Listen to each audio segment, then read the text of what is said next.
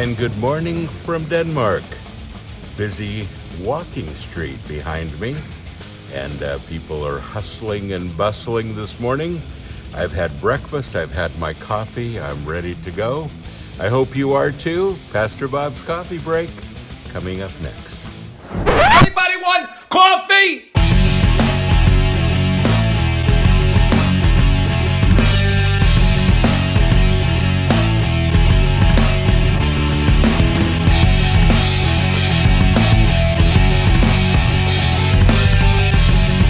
Anybody?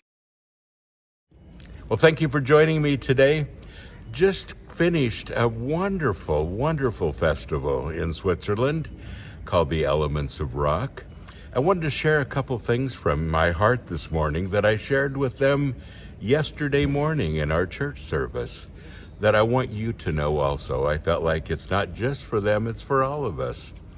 And it comes from Exodus chapter 3. And it talks about Moses.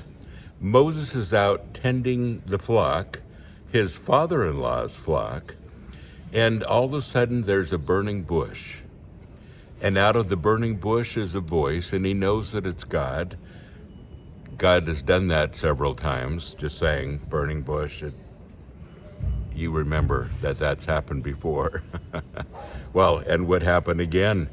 But God says, I want to choose you to lead my people out of Israel. I've heard their cries. I've heard their distress. And I want you to lead them to the promised land and out of their captivity. And of course, Moses is thinking, I'm not so sure about that.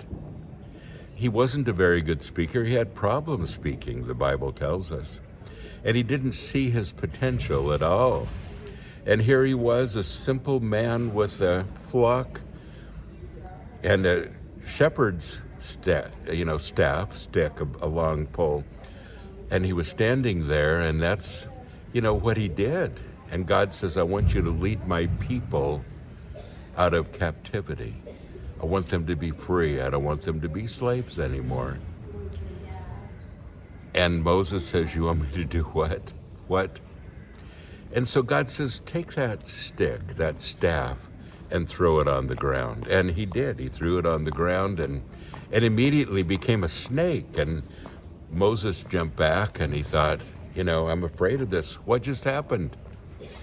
And God says, now I want you to touch its tail and pick it up. Yeah, that's not a good idea. But Moses obeyed God and did. And the minute he touched it, the minute that he picked it up, it turned back into the staff again. And God says, see, I'm ready to use whatever you have. And all you have to do is open your hand and say, this is what I have. God, use it. And he took something very simple and completely changed it with what Moses had. Now, Moses had a lot of things ahead of him. It wasn't an easy thing. To lead the people for years around in circles until they were ready for the promised land was a big deal. And so it didn't happen easily. But Moses was ready for the task because he was ready to rely on God and he was ready to obey. That's a big deal. And folks, that's what he's asking you to do today as well. To simply take what he's given you, you hold out your hand and you say, this is what I have, God.